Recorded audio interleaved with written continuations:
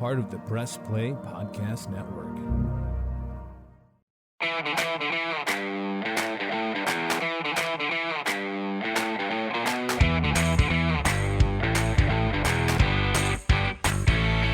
And welcome to another edition of the Reg Iron Rhoda podcast here on the Press Play Podcast Network, produced by our outstanding and esteemed producer, Dave Emmert, making sure that you in the podcatosphere can get the R&R podcast. And Michael Regai, so close, but yet so far away for the Browns. 3 seconds away from being in first place in the AFC North. But because Daniel Carlson kicked a 48-yard field goal as time expired, the Browns go from the penthouse to the outhouse in last place in the AFC North, falling to the Raiders at home 16-14 in what's going to be known as the COVID game. Damn frustrating, Kenneth Rhoda. I tell you, I haven't been as, we try to keep our fandom at a minimum. Yeah, because we've got a job to do, and always want to do it with the highest amount of professionalism possible. That one stings, man, because with so much that's at stake, as we know, coming down the home stretch here, and a win tonight would have allowed the Browns. I always felt, Kenny, I think we mentioned this our last show. Take care of business in the 4 games remaining against the 3 AFC teams, right? Beat Vegas and beat Pittsburgh and beat Cincinnati. And even if, which I think is still going to happen, that, on Christmas Day, if Aaron Rodgers decides to carve the Browns up and put 35 or 40 on the board, which, he's capable of, they'd still be in good shape, right? 10-7. Now, that's why it stings so much, Kenny, because now, 9-8, I think, is about the best that the Browns can do. And I just don't think, hey, they got to go play the game. I know it could, but realistically, you got to put points up to beat Aaron Rodgers and Lambeau Field, man. And what have we seen offensively in the last, 4 or 5 weeks that gives us any kind of a real strong feeling that that's going to happen. So, had the football game won, and I'm very disappointed too, Kenny. And I know that how many starters were missing tonight? 8 starters were missing. Yep. I get it. I understand that, but I'll say it this way. I'll put it out there so Browns fans can come out. I have a hard time with saying, next man up, and everybody's got to do a job. Yeah, I guess in theory that's right. But Kenny, in the NFL, man, this isn't college where there can be 110 guys in the program. Man, you got 46 guys on game night. No, next man up behind starters and even guys who are depth chart guys. No, that's not going to usually be sufficient enough to win an NFL game. So no excuses, but disappointed though when they got the lead in how the defense played that final possession, Kenny, with Derek Carr and the Vegas Raiders. Very disappointed in how they played that. Yeah, Michael. And you know what? I had mixed feelings as I was driving home from Canton. I was at Jersey Sports Bar and Grill in Canton with the Stark County Browns backers, right? And 8 starters out. 18 players out total because of COVID, 22 players out total because of COVID and injuries. Your head coach wasn't there, 2 other assistant coaches, right? So it was a heck of an effort by this team, but a heck of an effort doesn't count as a W, right? Michael, this still goes over on the right side of the ledger in the L column, and you fall to 7-7 in the division now, a game behind both Baltimore and Cincinnati. So I want to give them credit for the guys that did play and moving Joel Bitonio out to left tackle to play the game. And he's a Pro Bowl guard as he was named again today. Nick Mullins, who hadn't played a snap all season long, comes in and becomes the 32nd starting quarterback for the Cleveland Browns since 1999. And you know what? He did a heck of a job for what he was asked to do. He didn't turn it over. He kept you in the game. He put you in the lead. But as you said, the defense is what has been carrying this team as of late. And yes, they were minus some starters and players as well when they lost Tack McKinley in the game to an ankle injury, maybe an Achilles injury. We'll have to wait and see. Myles Garrett looked dinged up at the end of the game with a groin injury, but he was still out there. But it was that defense that you were counting on, right, to bring you home, and they were unable to do so as they let Carr drive 41 yards in 8 plays with 3 seconds left to allow Daniel Carlson to boom that 48-yarder through the uprights as time expired to win the game 16-14 for the Raiders. So that was frustrating, as was, Michael, and I want your input on this. They get the ball after the defense comes up with a turnover. Greedy Williams on the overthrow gets the pick. All right, 2:47 left in the game. You get 1 first down. You can pretty much run out the clock. They ran it 3 times in a row. First down, I think they picked up 2 or 3 yards, then 5 yards, and then it was 3rd and 3. And they ran it again with Nick Chubb, and I understand why, Michael, but my argument was if you move Bitonio to left tackle and he's your best offensive lineman, why are you running right with Nick Chubb as opposed to running left behind Bitonio on the left side? That's the problem I had with the offense as much as what I had with the defense. I'm with you there, my man. And I'll give you another one that I know a lot of people are probably gonna laugh at. I don't care. You can laugh all you want. I've been around football, for over 4 decades in doing this. Kenny, after Chubb, and again, I agree with you, running it on the right side, if you remember, on that first down call, I believe he got 2. Yeah. You ready for this one? Kenny, I'm throwing the ball on second down. Oh, wow. I'm throwing the damn ball. Yes, I am.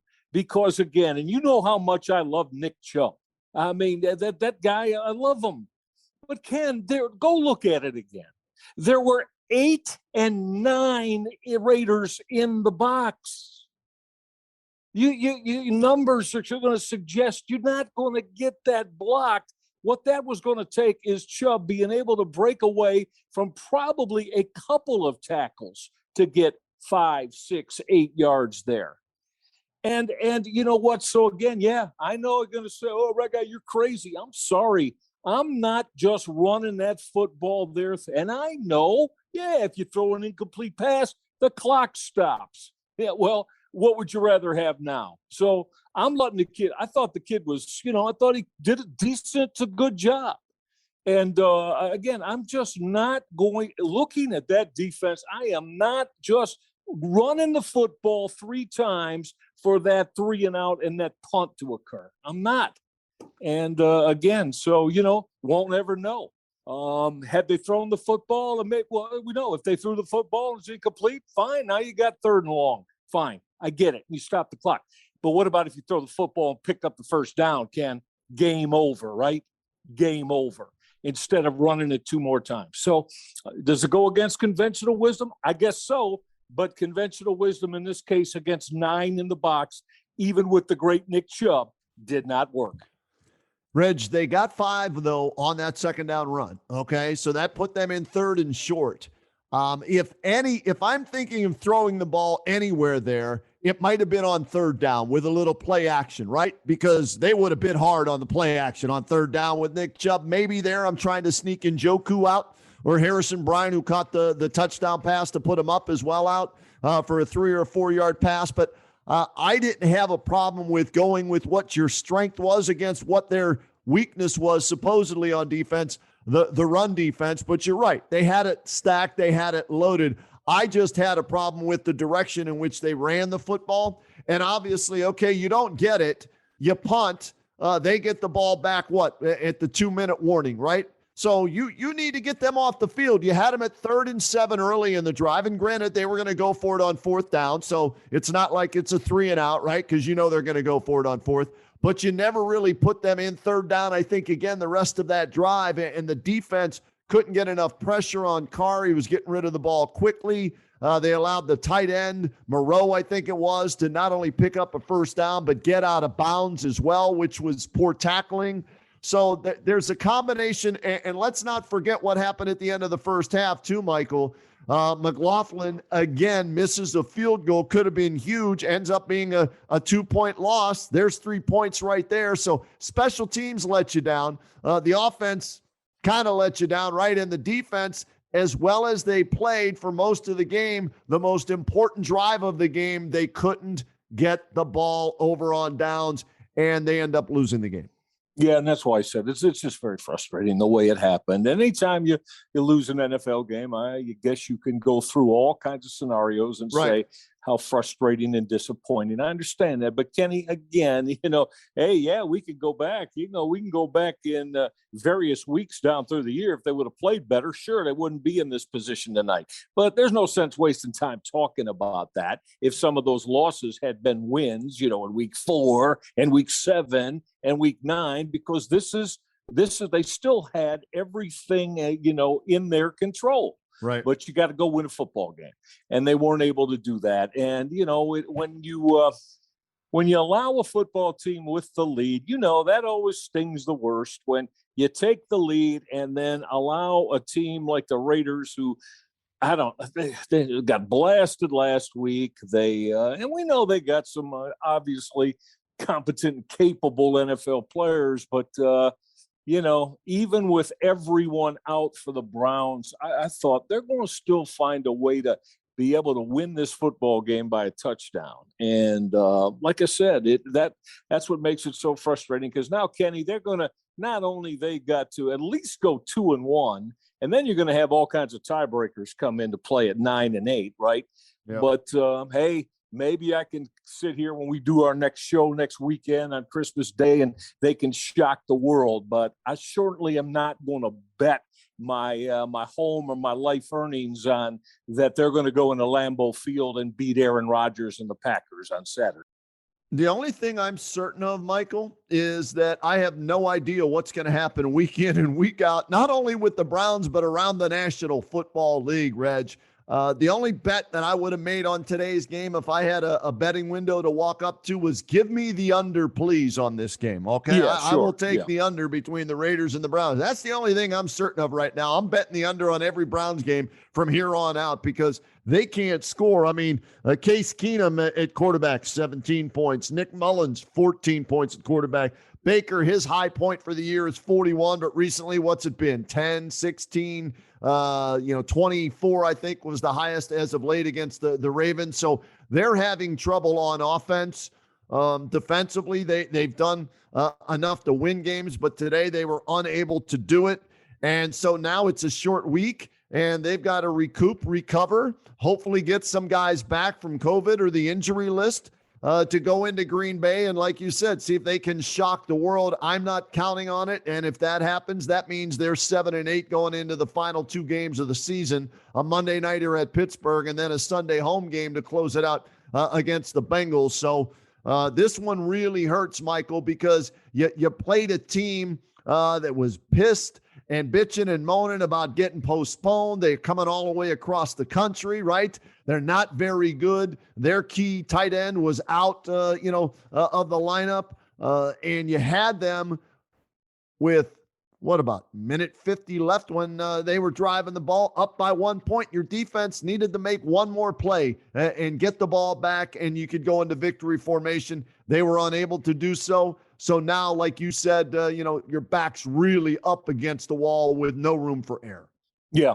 And see, again, as you and I laid out, and that's win tonight. And Kenny, they could have, yes, people could say, you could have afforded the loss in Lambeau Field Saturday. Yeah. If that's what's going to happen, which I believe is going to happen, but you could have afforded that. Yeah. And still had yourself at 8-7 and around first place or tied for first, more than likely, in the division going into the Pittsburgh and then Cincinnati game. But with this outcome tonight, now you've pretty much they're right there hanging by a thread right now. And now the loss to Green Bay, if that's what occurs, now that's going to put you under 500, and the best you could do is 9-8, and then you're going to have to get some help in some other areas to make the playoffs. You can add a chance to win the division, and I think, Kenny, 10-7 with the tiebreaker is going to win the division. Don't you? I agree. Yes, 10-7 is going to win the AFC North. I mean, that's about as obvious as the day is long right now. And yes, there'll be tiebreakers there, but the Browns had the tiebreakers going into tonight on everybody in the AFC North. So they get that win tonight. And again, even with the expected loss against Rodgers and the Pack at Lambeau on Christmas Day, they'd have still been in good shape. Now they're, they need all kinds of help, and just to get in the playoffs. The division, that's going to be winning the division going to be very difficult to do at 9-8. Reg, the only thing I think that if you're a Browns fan, and I hate to even say it this way, but it's part of today's game, is you have to wait and see what these teams, who they have available when you're playing them, right? Yeah, I agree. I agree. The COVID situation is affecting other teams. The NHL just shut down, today as we're taping this on Monday night, right? The Cavaliers had a game canceled because they had 7 or 8 guys on the COVID list and everything. So that's I hate to say it that way, but the only saving grace is maybe other teams will be in a situation where they're down 18 players because of this damn disease or virus, whatever you want to call it, isn't going away, and 8 starters, right? So I don't wish that on anybody, but that is today's NFL. So you go practice, and then you see who's available to play. And if Aaron Rodgers' toe acts up or something happens to him because he's immunized and not vaccinated, he doesn't play, then it's Jordan Love. That gives you a better chance. So that's I guess the speech. If I'm Kevin Stefanski or Prefer or who's ever talking to him, right, during the week, who's ever healthy, that's the speech I'm giving over these last 3 weeks is, guys, it's the unknown. We don't know what's going to happen. We just went through it. So we need you to forget about the loss, move forward, and let's see what happens Saturday at Lambeau Field against the Green Bay Packers. Exactly right. I mean, that's all they've got left. And so, yes, you are accurate. You got to approach it that way. And I'm sure that's the way the Browns will approach it. And you go and you look to see what shows up, as you said, on Saturday on Christmas Day at Lambeau Field, and you go do your damnedest to try to win a football game. And if you do that, well, okay, then that somewhat takes away the sting of tonight. But like I said, I don't want to be too redundant, but you and I started mapping this out 2 weeks ago, Ken, here on R&R. If you take care of business, Cleveland Browns, you can the Saturday loss if that were to happen, the Christmas Day loss rather, to an NFC team in Lambeau is not going to derail you, right? If that's what happens. Yeah. But now that's because that would have been you finish at 10-7, and with the again, if that turns out to be a loss on Christmas Day, but it's an NFC loss and you're still in good shape, well, now that's gone now. That's gone now. So, they are, they're no longer playing with house money. I mean, it's been a fickle year anyway. You just laid out a lot of the reasons why. And again, look at tonight. They had it be at first place in the AFC North, and with the loss, they slide all the way down to the basement.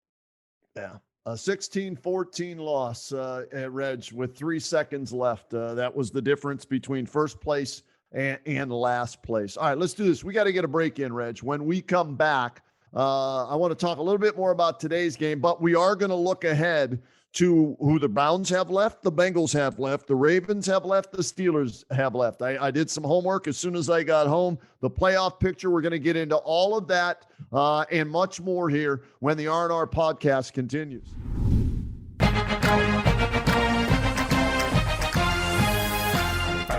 Hey, it's Tito, host of the Premier Fantasy Podcast. Get all the news and analysis you need to dominate your fantasy league. I've been doing this as long as anybody in the business. I can help give you the edge in your leagues. It's the Premier Fantasy Podcast, part of the Press Play Podcast Network. Hello, Brooks here with the Books with Brooks monthly book club podcast. Here's how Books with Brooks works. We read one book a month, and then we talk about it. Classics like Stephen King's The Shining, debut novels like We Are the Brennans by Tracy Lang, and tons of other compelling, life-changing stories, one book and 1 month at a time. So come read along with us and then listen in.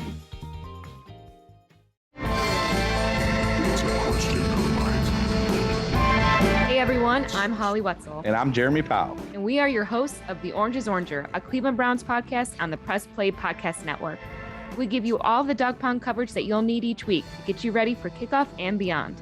Don't miss our breakdowns of each week's matchups, game recaps, and any and all news out of Berea to feed your Browns appetite.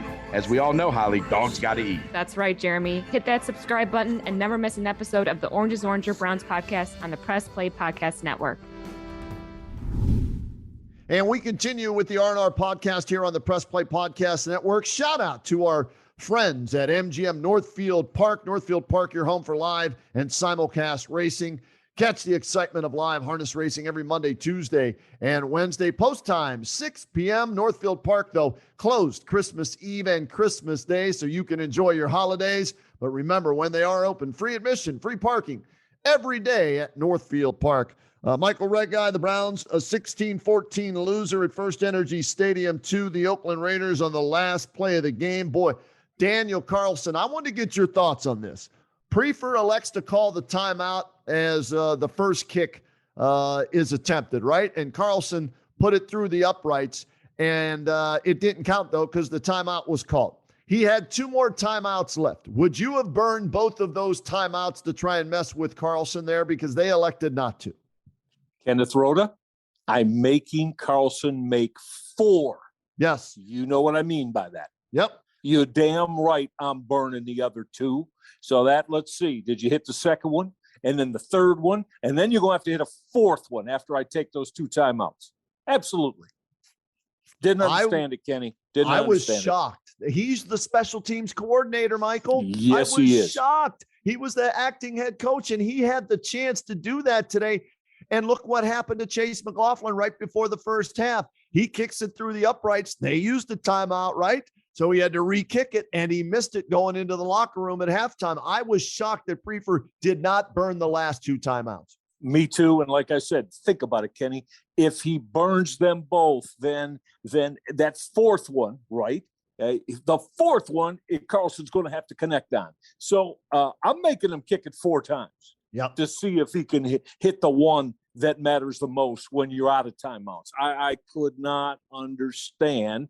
And as you said, there's your special teams coordinator not taking the 2 timeouts to try to ice the guy. Michael, don't get it. I know he drilled the first one. Okay, so you're thinking, it's good. He's pretty good. But the winds, I was watching the top of the goalpost, the flags, they were blowing different ways every other, second there. So I like you, and maybe he doesn't kick it 3 times. Maybe he stops, but if I'm the kicker, I'm going to, go through with it. Right, Michael, to see what happens on it. Of course, you always do. I'm with you. I was surprised. So I thought that was, if there was a coaching error there by Prefer filling in for Stefanski today, I thought that was the case right there. And Michael, in a game like this, where you're asking the next man up to make plays, right?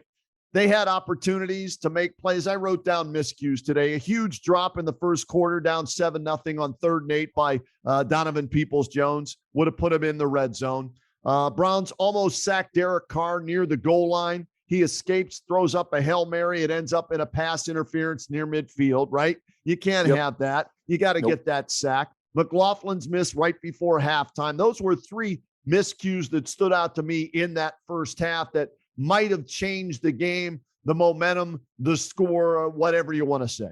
Well, absolutely. And again, that's why, we have a tendency, and again, you and I have been doing this long enough. A lot of times we don't put those type of plays that happen in the first quarter into focus, do we? Right. But all 3 that you said, and Kenny, if I would have told you before the game today, also, I'll add another one to it. And again, Nick Chubb's my man. You know that. He's my favorite. He is like a throwback old school for me, a throwback old school guy. I love him. But if I would have told you, Kenny, that he'd have 7 totes for 12 yards in the first half, at 4:30 today, what would you have said? I would have said, Mike, come on, Michael, this is a bad running defense. They have a quarterback who hasn't played all year. They're going to feature him. He's going to touch the ball 12 to 15 times in the first half. Exactly, of course. And so then Chubb got it going in the second half, yes. Right. But in the first half, adding to everything that you said to me, and, a moment ago, So add that one too. Nick Chubb was 7 carries for 12 yards. Now you want to say, well, that's fine. That's, and the Raiders know that you're going to feature Chubb. Of course they do. Like I said, most of the time I saw at least 7 in the box. Most of it. Well, of course I would too. Wouldn't you? Yeah. If not 8. I'm like, well, this kid hasn't played in 2 years, and we're going to make him have to throw the football. They want to keep running Chubb. Well, then we're not going to let Chubb get loose for those 10, 18, 22-yard gains that he's so accustomed to doing, and 7 carries for 12 yards. So, again, you put all of that together, it's amazing that the Browns weren't down more than they were. Good point. Because they couldn't run the football in the first half. Just didn't run the football in the first half. So, again, they hung in, and Chubb got it going, which is, you expect from him to do. And they got a few things blocked. He didn't have too many creases and seams, but in the second half, he was able to find his way to a more Chubb-like productive second half. And yet, it wasn't enough. But Kenny, I think we also kind of knew, I don't think either one of us or any Browns fan were thinking, hey, maybe they'll put 30 up. Oh, even though you look at this, what's the Raiders defense? Are they 28th or 29th coming into today? They're right. They're down there in the bottom 3 or 4 in the league, aren't they? Yeah, for sure. Yeah. But, there was just too much, too much for me to think that that's going to happen. But, yeah, I did expect that, again, that there wouldn't be a first half where we'd look and see 7 carries for only 12 yards for Nick Chubb. Reg, I just calculated as we were discussing there about Nick Chubb, 16 carries, 79 yards, and a touchdown in the second half. That's Nick Chubb. That's and again, yes, they're stacking the box, but I saw Belichick run the ball 85 gazillion times. Oh yeah, when they were putting 8 or 9 guys in the box, and they had success. Who was it the other day that just another team did it the other day? I forget who. Out of sight, out of mind already. The Colts. There you go. Thank you. With Jonathan Taylor. Yep. There you go. To beat Belichick. Yep. How about that? For whatever reason, Frank Reich's got his number, man. He's got him figured. He was the offensive coordinator, wasn't he, with Peterson in the Super Bowl? So interesting stuff there. And one, and there's another one for one of the legends too. The New Orleans Saints give Tom Brady a lot of trouble. How about that? Give Tom Brady a lot of trouble. Shut him out. First time he's been shut out, since 2005? 06. There it is. Yeah. 06. So times 16, and the playoffs too, where they usually play 3 or 4. So let's just say time 18 to 20 for the last 13 years. Yeah, well, you know what? Teams out there should copy whatever those teams are doing against Belichick and Brady. It's a copycat league, right? Start studying that film. Exactly. There's no question about that. Yeah, because, And so, it was disappointing to me that first half, because, Kenny, you think about, given all the situation that we've been discussing for a half hour here, the Browns, going to have O-line and Nick Chubb, man, you guys have to run the football and run it real well and establish that and make the Raiders then, have to, do everything they could to get you, but it just never developed in the first half. And like I said, you say, well, the last 2 possessions, one on offense, one on defense. Well, sure. But things happen in the first quarter and first half of games too that are great deciders in win-lose, right? Absolutely. And that did to the Browns tonight in the first half. All right, let's take a look at where things stand now after this 16-14 loss to the Raiders. The Bengals, via the tiebreaker of 3-1 in the division right now at 8-6, lead the Ravens based on that tiebreaker, who are also 8-6. The Steelers in third place at 7-6-1, a half game out, and the Browns in fourth place, last place, however you want to term it, but just a game back with 3 games remaining, Michael. And I want to give the schedules of all 4 teams to wind it down here. Here's what the Browns have in front of them. They're at Green Bay Saturday. They're at Pittsburgh the following Monday, and then they close it out with Cincinnati at home, 1:00 kickoff, January 9th. All right. The Bengals, 8-6, their final 3 games. Ravens at home this coming Sunday at 1:00. Chiefs at home the following Sunday at 1 o'clock, and then at the Browns to close it out the following Sunday at 1 p.m. So all 1 p.m. Sunday games for the Bengals. The Ravens are at Cincinnati this week at 1 o'clock. They have the Rams at home the following Sunday at 4:25 p.m., and then they will close it out at home against the Steelers on January 9th at 1 p.m. And those Steelers are at Kansas City this Sunday, 4:25, Browns Monday night game, and then at the Ravens. So the Steelers, when you look at it, dealing with two divisional teams and the Chiefs, extremely tough. Count them out. I'm putting in that. I've had them out. I don't know how the hell they won yesterday, man. I'm watching that game. I'm thinking, Mike Vrabel, what the are you doing, man? Just run the damn ball. They can't stop you, even though you don't have Henry. And you win that game, and if you don't turn it over, they may not score a touchdown. And, well, 4 turnovers later, Steelers survive and keep their season alive. But, Reg, at KC, at Baltimore, I can't see them winning one or both of those games. And then you've got the Browns. Let's see what the Browns have for them on a Monday night game there in Pittsburgh. Yeah. I mean, the positivity in me and the wanting to think that the Browns will rally up from this. I want to say they can go 2-1 right in the last 3. I don't see the Ravens going 2-1. I think they're 1-2 at the best. I also, I don't know when Lamar Jackson's coming back either, although Huntley played, they played well yesterday in the loss to Green Bay. Cincinnati, can Cincinnati go 2-1? Right now, to me, I think Cincinnati's got the best shot to be 10-7, Ken, and win the division. I don't know. That would be 2-1 in the last 3. So that's kind of how I see it. I want to say the Browns can go 2-1 and get to 9-8, but then 9-8's not going to win you the division, is it? More than likely, unless they were able to beat both Pittsburgh and then Cincinnati. But yeah, I think honestly, Kenny, that Cincinnati's got the best shot to win the division right now. Reg, I want to think that. I do, but then every time I think that about Cincinnati, they get lambasted, man. They get just destroyed. And that's me thinking to myself, well, they're a year too early, right? Okay, we should have seen this coming. Yeah, nobody expected them to win the division. So good for them that they're still battling in this, but they're a year ahead of schedule. And that's why I look at that. And Michael, as crazy as this sounds, it may come down to the Browns-Bengals game, that final Sunday, while the Steelers are playing the Ravens. I think we will not know who wins the AFC North until both of those 1 o'clock games that are scheduled as of right now are finished on that final Sunday, January 9th.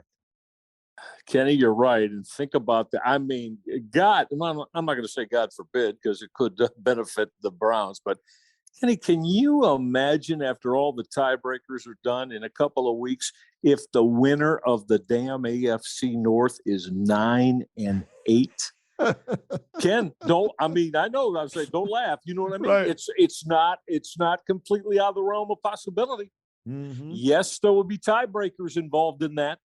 Now, for you go 10, I would say right now, I would put a lot of money up on 10-7 will win the division. Yes. You go 10-7, you're going to win the division, or certainly be right there with you're going to make the playoffs, and you will possibly, through a tiebreaker, will win the division. Think of 10-7, Kenny.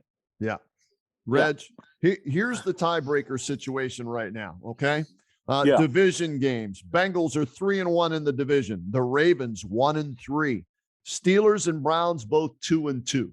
So the Browns, if they can win their last 2 division games, they'll finish 4-2, which would mean they have the best divisional record, and they would have beaten the Bengals twice, so they would have the head-to-head with the Bengals. So that's the divisional situation, okay? Here's the AFC situation. Bengals are 6-3. So right now, Bengals hold the tiebreaker in both of those, okay? Yes. 6-3 Bengals, 5-5 Ravens in the AFC, 5-4 Steelers, 4-6 Browns in the AFC. Not good. No. That ain't going to work. And so that's where, they almost have to win out, Michael, to have a shot, unless, here's what you have to hope that the Bengals will lose to the Chiefs for sure, right? that the Ravens will lose to the Rams for sure, and the Steelers will lose this week to Kansas City. That gets you right back, into the thick of things with divisional games left to decide the division. Right. So as crazy as it sounds and as awful as they're feeling tonight, they still have an outside chance of winning the division on the very last day of the season, either to go 10-7 or, like you said, Michael, 9-8 and 32 tiebreakers later, they could win the division. How about that, huh?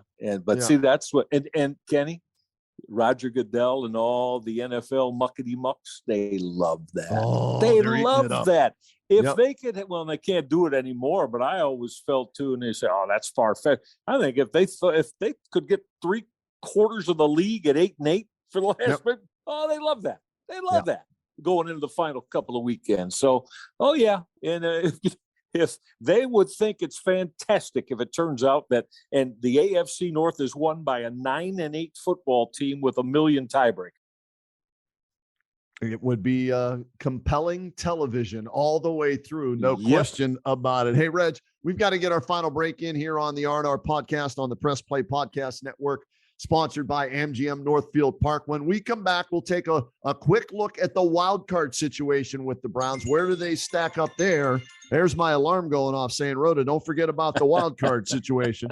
So we'll do that when we come back on the R&R podcast. And then our final thoughts as we wrap up the taping of this following the Monday night loss to the Raiders 16-14.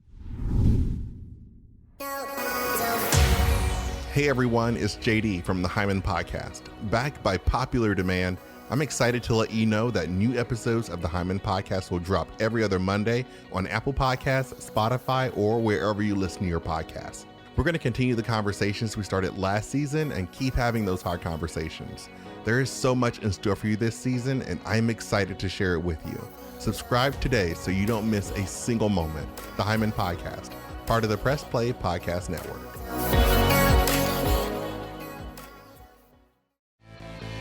Looking for new insights on the Cleveland sports scene with a unique side of Cleveland sports history? Then you found the perfect podcast. I'm John Sable. And I'm Scott Sable, and we're hosts of the Sable Brothers on the Baseline podcast, a podcast about Cleveland sports, but not your typical podcast about the land's sports teams.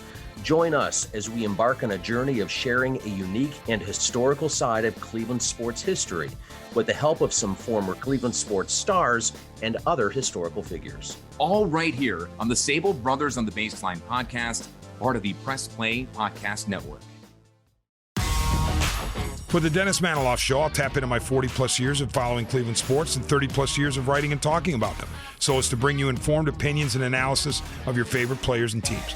I also will monitor the national sports scene and, when warranted, step out of the toy department and into the real world. And I'll always be on the lookout for special guests. By all means, join us.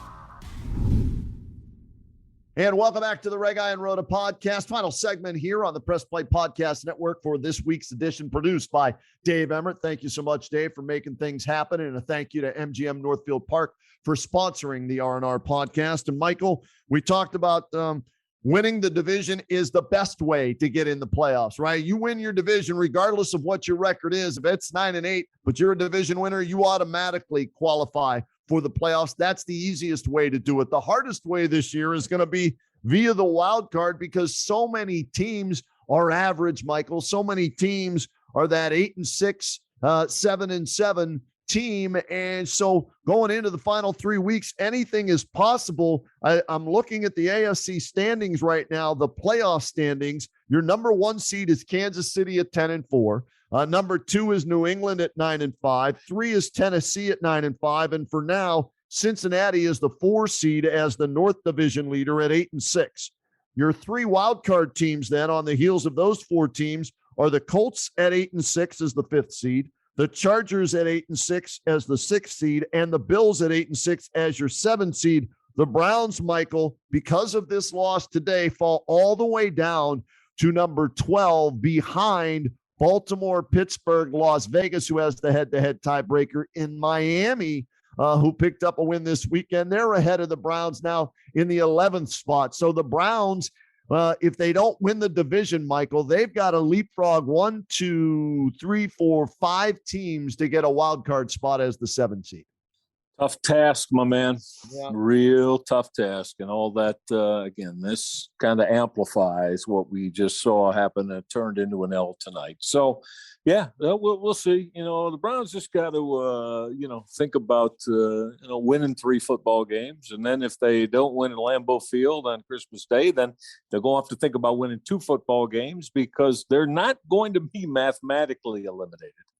But again, this is the opportunity to win the division, even though we just went through it. Boy, I tell you what, a win tonight would have put them in real good shape, but it didn't happen. So, they've got to go think about there's 3 football games left. I think they got to look at it as we can win all 3. There's a real good shot to be in the playoffs, not as a division winner necessarily, but in the playoffs. Michael, they had a golden opportunity to control their own destiny tonight. You beat the Raiders at home. You're 8-6. You can afford the loss at Green Bay as long as you wind up the season winning in Pittsburgh on Monday night and then closing it out against the Bengals, who you destroyed in Cincinnati. You have them at home in the last game of the season. Now it's just a tougher task, and they're going to need some help. They don't control their own destiny from this point forward, basically, at least as of the time of this taping of the podcast, right? That's right, yeah. Next Sunday night when we tape the podcast, who knows what will have happened throughout the National Football League, wins and losses wise, COVID wise, injury wise, who's playing, who's not. But as of right now, a sour taste in their mouth, even with the 18 players out because of COVID, 8 starters out because of COVID, no head coach. The game was within their grasp, up 14-13 with 2 minutes left, and your defense had to get a stop and you win the game. They failed to do so. So let's see if they have, what is it on Ted Lasso? The mind of a goldfish, because goldfish forget things after 10 seconds, and that's a good thing in sports. You want to forget and move on. Let's see if the Browns can do that mentally. And let's see who else they get back for Sunday. Check that Saturday's game on Christmas Day at Green Bay. Yeah, that's it, buddy. They got no choice. I mean, that's how they're going to have to approach it. And like I said, really, they are. You can't start looking ahead to Pittsburgh the following week. You just got to go see what Green Bay brings. And like I said, that's going to be extremely difficult if Green Bay has their normal complement of players. But, hey, got to go play and see what you can get done. And maybe they can make up the wrong and all the things that they didn't get accomplished tonight. Who knows? It's about all they got left right now. Absolutely. Hey, we want to wish all of our listeners out there in the podcastosphere a very happy holiday season. Merry Christmas to you. We will tape the day after the Browns play the Packers. So Saturday is when they play on Christmas Day. We'll tape Saturday. Check that Sunday afternoon and have it for you late Sunday night. So you'll get our thoughts after the Browns-Packers game. But thank you to everybody out there who's tuned in to the R&R podcast on the Press Play Podcast Network to this point, Michael. We couldn't do this without them, right? Oh, no question about that. And so to all of you that have been so loyal and allowing Kenny and I to come into your homes, we greatly appreciate it. We wish you all a wonderful Christmas season, great holiday season. Love your families and enjoy it. And we'll, like Kenny said, we'll do it again over this coming Christmas weekend. And I think this is appropriate, Michael. I believe it was Brad Doherty who recently said on a TV broadcast, "You better buckle up, Buttercup," because that's the way this season is going to end for the Browns and a number of teams in the NFL. You better strap it on, buckle up, do whatever you got to do, man, because this is going to be a crazy finish to this season with 3 games left and so many spots up for grabs. Leave it to the NASCAR driver to say, "You better buckle up, Buttercup." Well, it's just one of them things, Michael. We used to say back in the day when I was sitting on the front porch there in Black Mountain, North Carolina, watching everybody turn left and then turn left and then turn left again. And I enjoyed, Richard Petty, why I wore number 43 back in the day. And Richard came over to me one day and said, "Son, you just never know what's going to happen, so you better buckle up, Buttercup." Love it. All right, Reg, Merry have Christmas, a great Cal. holiday. Yeah, with the family. Give my best to Cal. You too with Cameron. Yeah, I will. I'll pass it along to Cam in Portugal as well, and we'll do this again next weekend, and we'll see what we're talking about with the Browns next week, all right? Merry Christmas, everybody.